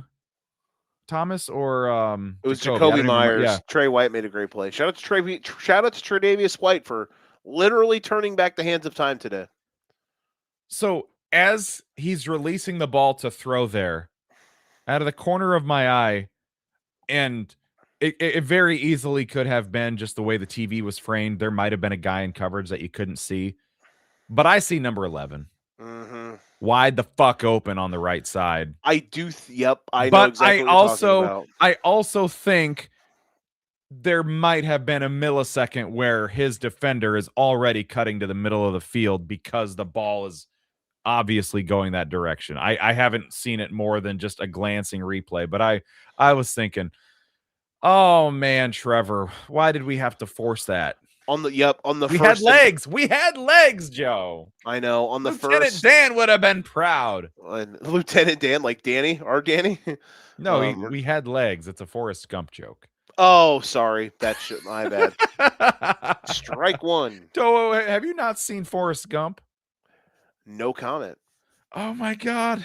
Oh no. That's honestly. Oh my God. That's one of the movies. Remember how we were talking about like the other night? Like what do you think the most popular movie is you've never seen? That's one of the ones for me. Okay. All right. Put it on your agenda. You got to watch Forrest Gump. You have to watch Forrest Gump and then get back to me so you can tell me that my joke makes sense. No, I trust your joke. I don't know if Forrest Gump's a movie I would enjoy. Oh, it's that's the thing. You know what I mean? Like I don't know if Forrest Gump's a movie for me. I think you'd enjoy it. I Like, think you could get through it. I'm not saying I couldn't get through it.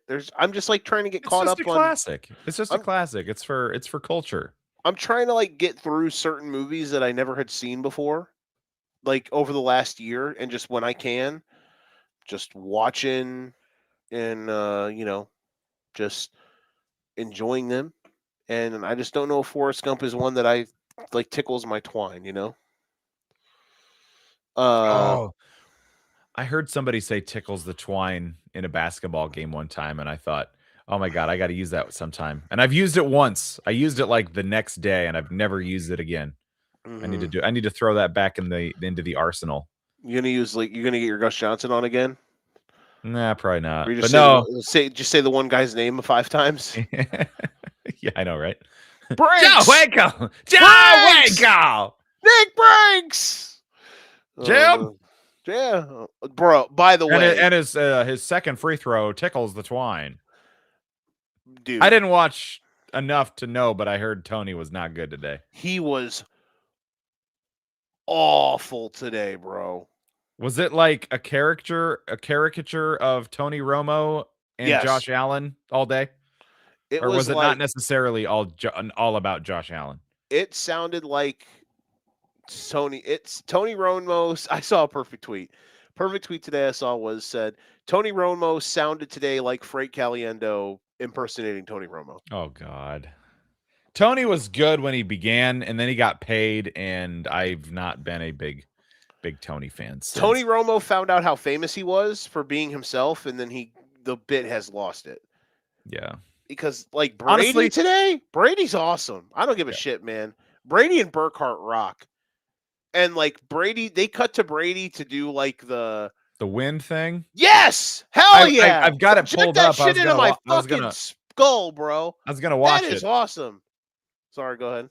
No, I haven't seen it yet. I literally saw it while we were on here, and I saved it to watch later. It's so perfect, bro. He's like breaking shit down, like how you don't want to like when you're when the game when it's windy, you don't want the ball to have a certain trajectory because the wind gets under it.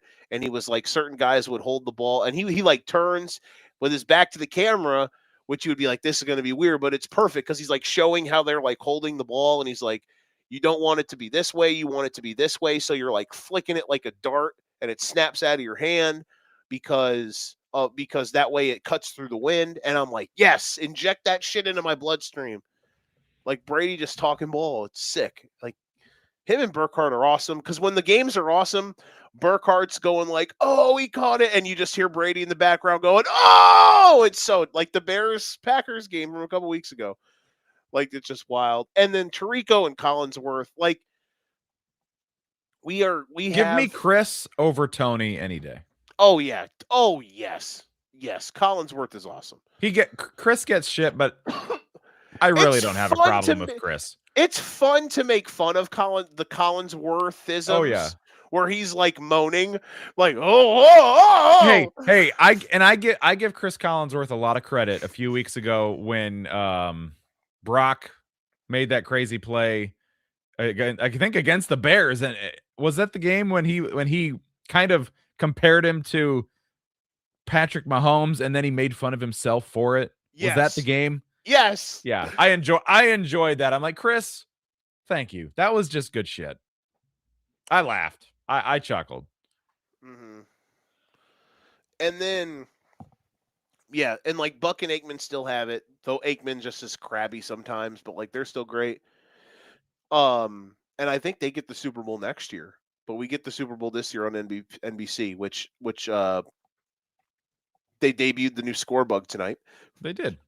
And A couple it weeks was early. subtle. It was subtle. It was not the complete overhaul that Fox did last year. Still not a big fan of theirs, That but was a culture shock. that was a Because it was like the throwback little weird things, but it was also so different from what they had before, and it was like, oh my god. yeah. And I would definitely take current Fox as like the bottom of the barrel for my preferences on scorebug tickers. really, I I'm not a fan of just how obnoxiously big and boring, or lack of a better word, it is.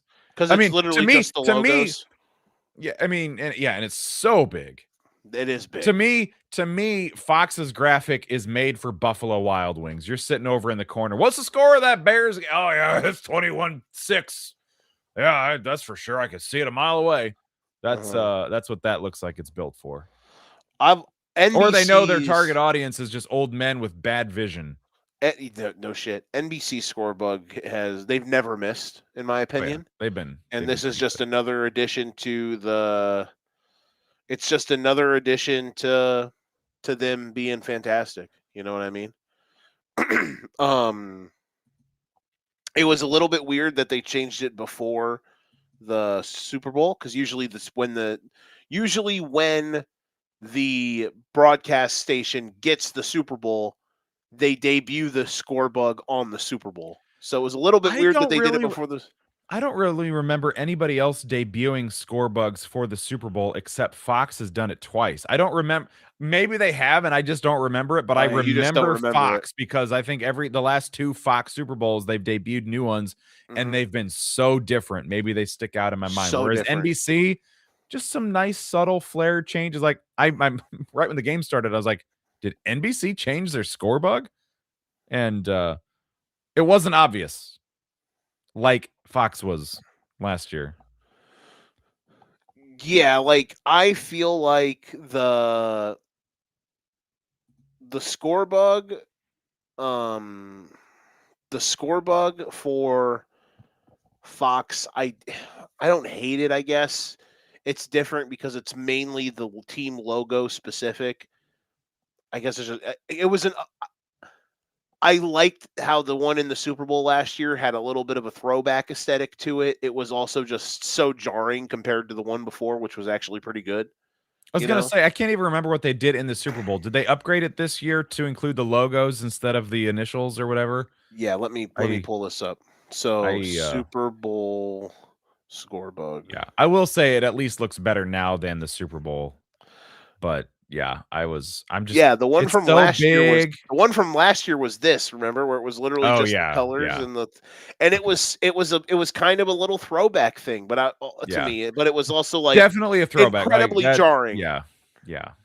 But also like the years prior, you've had like this score bug from CBS, which CBS's score bug rips, I was gonna and say this I can't really and recall any time where I thought CBS had a bad one.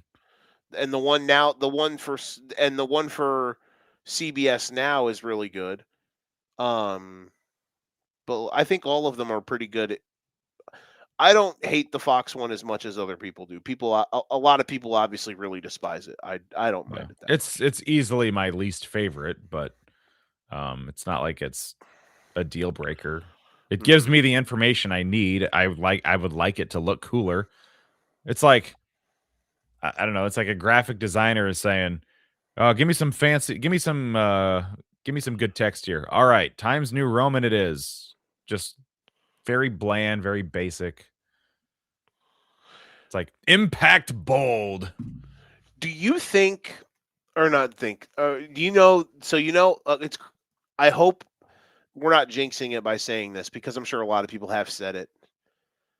Actually, I've seen people say it. So you know, we're getting the Super Bowl on NBC. Mhm. You know that there's like never been a bad Super Bowl on NBC. The Super Let me Bowls that think have been back. on Which ones have they NBC's. had on NBC? Now, also, we have had before last year, we were on an incredibly good run historically for Super. Like we had what Chiefs three? and Bucks was bad, but that's the only one that I can recall besides last year where they weren't good games Right. of late. Hmm. I Uh, the way today went and yesterday went, we probably sucked all of the good fun out of the playoffs, and the Super Bowl is going to be terrible. maybe, but I Texans don't know, Seahawks man. 13-7. Maybe, but I don't know, man. When you get a playoffs where it's this wide open, like I feel like Oh yeah, that's when I you hope get it these games that are continues this fucking insane. for sure. I hope it continues. Um, we'll see though. I feel like the game tonight was just due because like the Chargers just play an inept style. As we have, you know what this weekend has done so far? We've gotten really good games that have eliminated the worst watches. The Chargers, the Eagles, most degree the Panthers. You know what I mean? Yeah. So the only the we're gonna we're gonna lose a bad ish watch sometimes. Like sometimes the Steelers can be fun, and sometimes the Texans can be fun. Sometimes they can be awful. So we're gonna lose a very hit or miss, good or bad watch tomorrow, and then the only true sometimes really really bad watch that's left, honestly, is the Broncos. As long if the Bills Not disagreeing. if we get Bills Pats, and now again, I'm if the Texans win, I am picking the Texans to beat New England. But and I love watching the Texans. But if we get Bills Pats in the AFC, no matter what the NFC game is, like championship weekend is going to be on fire. Maybe Bears Seahawks would be the worst potential matchup of the four potential matchups in the conference title game. You know what I Yeah, mean? well, and Bears are the only non NFC West left. And we all because like They all knocked each other out already. we know that Seahawks or we know Seahawks Rams will slap. We know Rams Niners will slap. We know Bears Niners would slap. And actually here I don't know. I will say I this. don't know how Bears Seahawks would look. I will say this. For an NFC championship game, Seattle losing next week would probably do more for that game being good. Seattle is the one team in the playoffs that I think can make the game terrible because they are so good on both sides of the ball. Mm-hmm. With the right matchup, 21-3 might be the final score. Yeah. Not No, just a you're right. halftime to come back from. 49ers, Bears, we've seen it. Mm-hmm. Rams, Seahawks, we've seen it. And I think Rams Bears next week is going to be a fucking light show. Yeah. So to People me, are like, Rams Bears is the game I'm looking forward to the most next week to continue what we saw this weekend, like the back and forth, last minute shenanigans. Like that's the game of the weekend next week. like For I me. understand. I understand that Puka Nakua going against Nashawn Wright is terrifying. But guys, do y'all know that the Rams have to play defense against the Bears also? Just saying. The Rams back seven is incredibly gettable. Like you can throw the ball on them like a lot. Darnold. They just need to figure out how to play good fourth quarter defense, and the Rams will be fine. Yeah, there you go. When Darnold wasn't throwing interceptions, he was throwing the ball all over the shop. The Falcons lit the Rams on fire on like that Monday night a couple weeks ago. The Cardinals moved the ball on them at will, and then Bryce Young went bananas yesterday. I have no qualms. Like, listen again. I could be wrong. I have no qualms that the Bears aren't going to be able to move the ball against them. So I can't wait. They'll move the ball. They'll just turn it over on 4th down and 7 from their own 18-yard line. Fuck you. But no, back to the quickly before we get out of here. Back to the NBC Super Bowl thing. Trying to think of all the ones in my brain.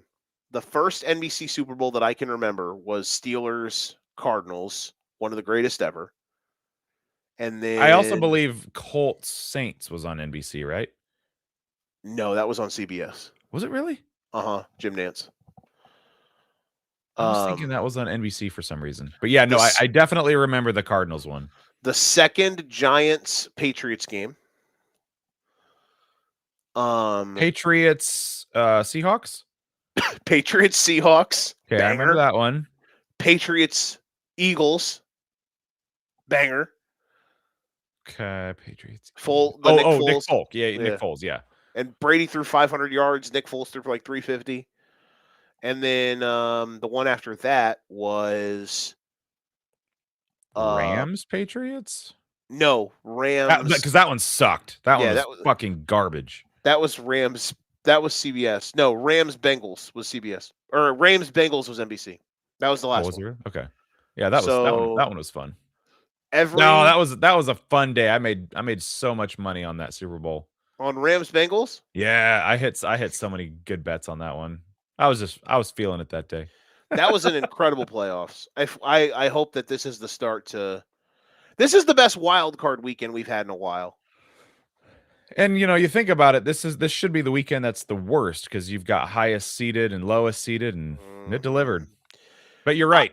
The whole league feels wide open this year, and it's felt that way all year. Exactly. This considering last year was a terrible, terrible NFL season because like you had the combination of just the Shitty Chiefs inevitably beating everybody until they get shit blasted in the Super Bowl. and the Eagles are just to me again. You would think the way I like football, you would think what I like in football that I would enjoy watching the Eagles, but the Eagles to me are fucking an eye The cancer. the Eagles last year were a fun team. Yes and no. I mean that running attack last year was phenomenal. This year didn't run the ball hardly well at all. Didn't pass the ball hardly at all. So yeah, there's nothing fun on that offense. But Hmm. last year, I mean, they were rolling. And then what was it? The first Eagles Super Bowl was that when Jalen played at an MVP level? What year? I don't remember what year that was. The first Eagles Super Bowl. There was one year where Yes, where Jalen Hurts had he played really good quarterback that year. he was okay that year, but in the Super Bowl specifically, he was awesome. In the loss to the Chiefs, when they lost to the Chiefs, he was really good. Yeah. So, like I said, it's 38-35. been wild. Okay, we did well. Uh, exciting weekend. Exciting few days. Exciting games. Let's see what tomorrow brings. What happened? I'll send you the link in the chat. It's just a tweet I found. Nothing to share on air, but you'll enjoy it. Okay. All right. I'm terrified. All right. Well, all in all, I'm proud of us. I'm proud of football. Let's hope that tomorrow can give us another good one. And yeah, man, we'll be back again. We'll be back again next week. Divisional round looking spicy. Who knows? We could be coming into the Bears. There's a really good chance. Obviously, it's 50-50, so good enough. But I'm pretty. If I had to guess, well, wait a minute. What was last year? We had Rams, Eagles. What was the other fucking? So Divisional game? what were the conference? What was Bills beat the who the Bills beat in the divisional round? The Chiefs beat the Texans. The Bills. So I'm just trying to remember in the divisional round who beat. Oh yeah, never. Okay, Texans nope. beat the Yeah, the Chargers the, the the week last divisional before. game. The last divisional The game Bills last Texans? year was Bills Ravens. So definitely okay. Oh. Yep. Next Sunday, I'm 99% sure the last game of the day will be Rams Bears on Fox. So y'all are going to get to see me either geeked up off them bars or a little sad panda that my team And season is it's not a over. Sunday night game, right? It's like kind of a mid-afternoon and Yeah, then a like late 5. afternoon. Yeah, correct. Yep. So So it's like we can 2:30 and probably 5. go a little early next week Correct. even. Yeah. Correct. I, So I I'm down to go pretty much right after that one gets done. there we go. Gonna put the kids to bed early next week. I They're see. gone all weekend, so I got me Oh, time to go we're do all kinds of fun shit. I'm gonna go play in a poker tournament. I'm gonna oh go wow. do some karaoke. We're gonna have fun. You're gonna fucking do what? Yeah, you're gonna. You I got might to not take even be. advantage. Love the kids, love the family, but when they're gone, I got to strike while the iron's hot and do all the shit that I don't do other times. What's the What's the I almost said fiance? What's the wife gonna do? Is she going to play in the same poker tournament? Is she gonna No, like? she's taking the kids up to her parents for the weekend. Oh, okay. And you just have Yeah. dad alone time. Yeah, I work in the office on Monday and I've got a basketball game Friday night, so they're just going to go up and I'm going to work Friday and work Monday and then do some fun stuff on the weekend. Should come into town. We'll do a show. We'll do the show together. Do you work next Monday? I Or you do. plotting? Damn, that's Yeah, you unfortunate. could drive to Ames. I'll set you up in the office. That is true. I can find a way to take next Monday off. Let's go. You work remote, don't you? Or not anymore? Not anymore. No, Oh, okay. no. But next Monday being MLK Day, I'm probably not going to work the full day. I don't know. We'll see. So You know, There you go. hey, who knows? I might be names on Sunday. Hey, I'm gonna go hang out with Brock Purdy. But all right, I'll drive you right by his house. there we go. We'll knock on the door. Hey, Brock. This house isn't irrelevant. All right, man. We did great. What a time to be alive. Go Texans tomorrow, I guess, since we're all picking. Go football. Like, I won't be sad. I want the Texans to win because I enjoy watching them play defense a lot. I love a lot of their guys, but if Aaron Rodgers goes out there and beats them tomorrow, it'd be pretty fascinating. Yeah. Tomorrow is a game where I can't really say I'm necessarily rooting for either team. I feel like the Texans can do the most damage long term. Mm-hmm. But seeing Aaron Rodgers win another playoff game, I mean, if you win tomorrow, there's no reason you can't win. I mean, if you beat the Texans defense, I don't think there's nobody you can't beat. It's literally the team that has. I feel like because I feel like the Texans are the worst matchup for them. Yeah. So if they win tomorrow, then they're absolutely live. All right, go teams. We are going to see you guys next Sunday. Cannot wait. We are going to have juice amongst juice, one way or another. Thank you for our sponsors. Thank you for hanging out with us. This has been the Educated Ignorance Podcast. If you ain't got your game, best pass the sticks. Football's fun, folks. We'll see you guys next Sunday. We're out.